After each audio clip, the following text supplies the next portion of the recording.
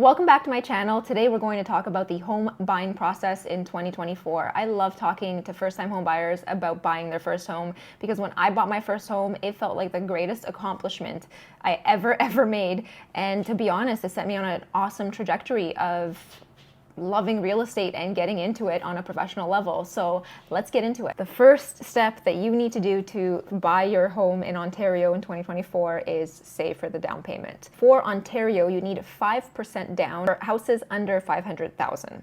For houses between 500,000 and $1 million, your minimum down payment is 5% on the first 500K, and it's 10% on the final amount. And for houses over $1 million, your down payment is going to be 20%. If you have 20% down for your first-time home purchase, you're going to be able to avoid mortgage insurance, which is always a benefit. So you're saving up for the down payment, and now you need to take a look at your credit score. What's it looking like? If it's not healthy, this is going to be a problem with lenders. People are going to look at you and go, I don't really trust this person to pay the monthly amount, so I'm going to charge them more interest based on that. What a risk, right? What a risk for a bank to give a mortgage to someone who looks like they can't pay for it. So for them, all they care about is if they're going to get their money out. And look at your credit score, avoid your late payments.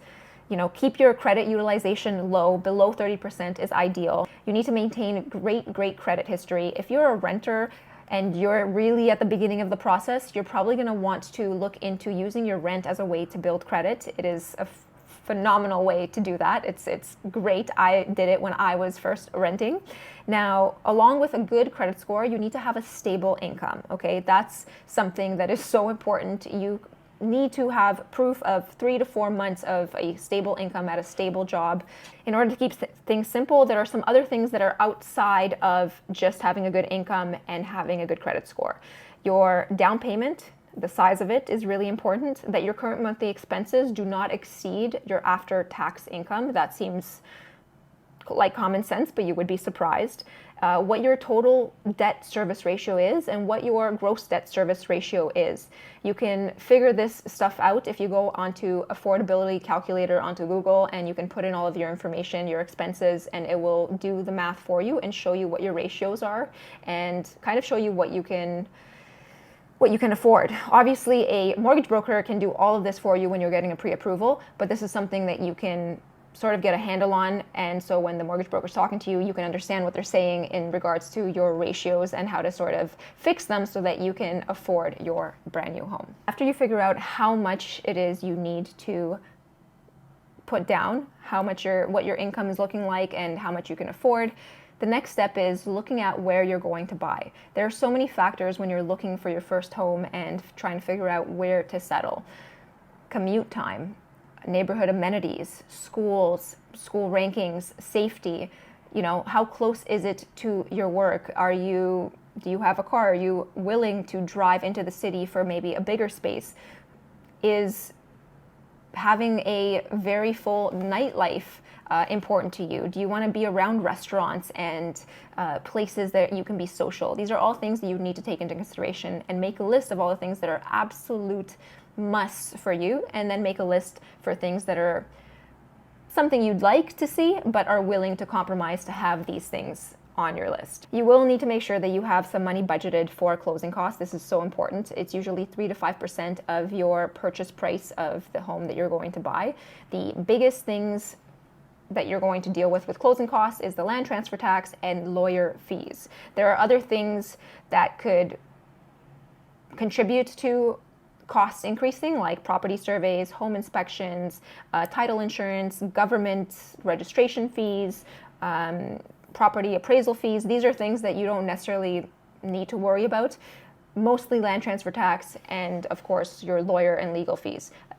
Budget for 3 to 5% of the purchase price for closing costs. Now you need to get a pre-approval. So you find a mortgage broker that is either referred to you, that you've done research on, that your real estate agent has told you to go and get. If you don't have a real estate agent, maybe do this at the same time. Find your real estate agent. Usually real estate agents work with a lot of mortgage brokers, and they can give you a bunch of options for people that they know have worked with your situation or who have gotten things done in a way that are just phenomenal compared to other mortgage brokers. Obviously, real estate agents are a lot like mortgage brokers. You're going to find really, really phenomenal people who care and who work fast and well for you, and then you're going to find people who are kind of slacking and not taking you so seriously and not seeing the value in you as a first-time home buyer. And the value in you as a first-time home buyer, which you need to intrinsically have as well, is 5 to 10 people who are likely going to transact in real estate, whether it be mortgages or real estate buying a property. So you need to find somebody who knows and sees and has that foresight and looks into the future and goes, you're somebody that I'm going to treat so well that you're going to refer your friends and family to me. Now comes the best part, putting an offer on your dream home or your first time home, because sometimes it's not your dream home. I'm sorry to tell you, first time home buyers, sometimes it's just a home that is going to take you to your dream home. Now you're ready to put this offer in. This is when having a real estate agent that gives a crap about you and that you trust comes and perfectly intertwines with the perfect conditions to get you your dream home. So there are times when the end is near, you found your place, you're putting the offer in, and things start speeding up and it feels a little bit pressurized. And you're being pressured because you just found the home that you want, and it's scary. This is a very big asset. This is a very big step that you're making. Sometimes you need somebody to sort of push you over the diving board, just give you that nudge so that you can dive.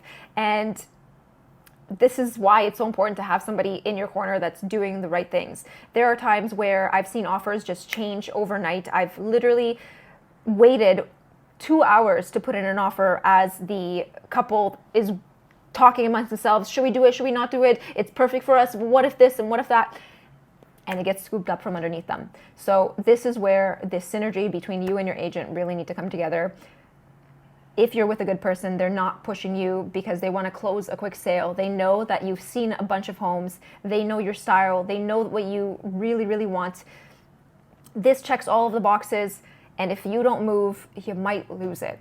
So this is why this is so important and crucial, that you guys are just working together and that you make this offer and that it gets accepted and that you move on with your beautiful life and your beautiful first investment. You finally got an accepted offer, and now what's next? What do? Well, you start packing. Just kidding, not yet. Most closings take between 30 to 90 days. In this time, obviously, the lawyers are doing their thing. They're making sure that everything is a seamless transition. In this time, you're packing your boxes and you have planned your movers. You are ready to go. Once closing day comes, your agent will get a call from the seller's lawyer giving you the information for where the keys are to your new home. Congratulations, you did it.